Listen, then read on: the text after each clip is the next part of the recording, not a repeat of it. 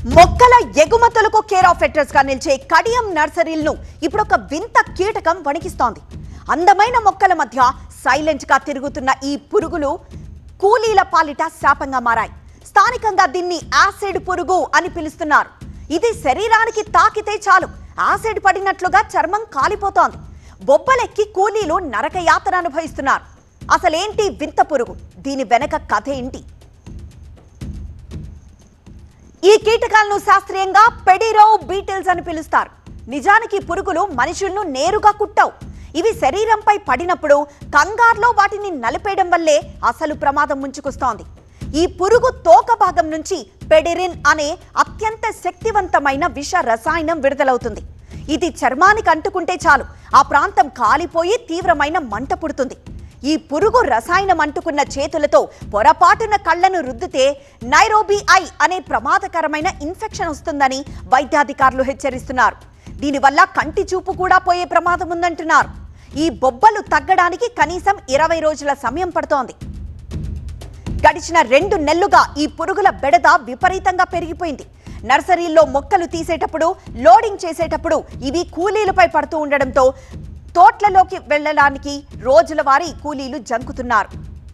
దీనిపై అధికారులు స్పందించి తక్షణ నివారణ చర్యలు చేపట్టాలని రైతులు కోరుతున్నారు. అయితే కొన్నేళ్ల క్రితం తాను కూడా ఈ యాసిడ్ పురుగు బాధితున్నే. దీనికి ఎవ్వరూ అనవసరంగా భయపడాల్సిన పని లేదు అంటున్నారు రాజమండ్రి సిటీ ఎమ్మెల్యే ఆతిరెడ్డి వాసు. ఈ యాసిడ్ పురుగు ఈ రోజు తెలిసినట్లు కొంతమంది చిత్రీకరిస్తున్నారు. నేను 1999 చెన్నై సులూరుపేట దగ్గర నేను ఉంటున్న హాస్టల్ దగ్గర ఉండేది. అది 4 సంవత్సరాలు దాంతో సావాసం చేసాం. అది కాముగా వదిలేస్తే దాని పని అది పోతుంది. నిద్రలో ఉన్నప్పుడు అది మన ఒంటి మీద వెళ్తున్నప్పుడు కొట్టేమో అది ఒక ఫ్లూయిడ్ లాగా వదులుతుంది. అది కంటమ్మట రెప్పమ్మట పడ్డ నా స్నేహితులు ఉన్నారు. నాకే 3 సార్లు వీపు మీద వేసేసింది. సీజనల్గా వస్తాయి, అవి సీజనల్గా వస్తాయి, దానంతా అవే పోతాయి. ప్రస్తుతం వర్షాకాలం ప్రారంభం కావడంతో తోటలు, నర్సరీలు, పంట పొలాల్లో ఈ యాసిడ్ పురుగుల సంచారం మరింత పెరిగే అవకాశం ఉందని అధికారులు అంచనా వేస్తున్నారు. ఇక ఈ పురుగు ఒంటిపై పడితే అస్సలు నలపకండి. వెంటనే ఆ ప్రాంతాన్ని సబ్బు, నీళ్లతో కడిగేయండి. తోటల్లో పనిచేసే వాళ్ళు గ్లౌజెస్, ఫుల్ హ్యాండ్ షర్ట్స్ వేసుకోవడం మంచిది అంటున్నారు వైద్యాధికారి. అది పెడరెస్ జాతి చెందింది.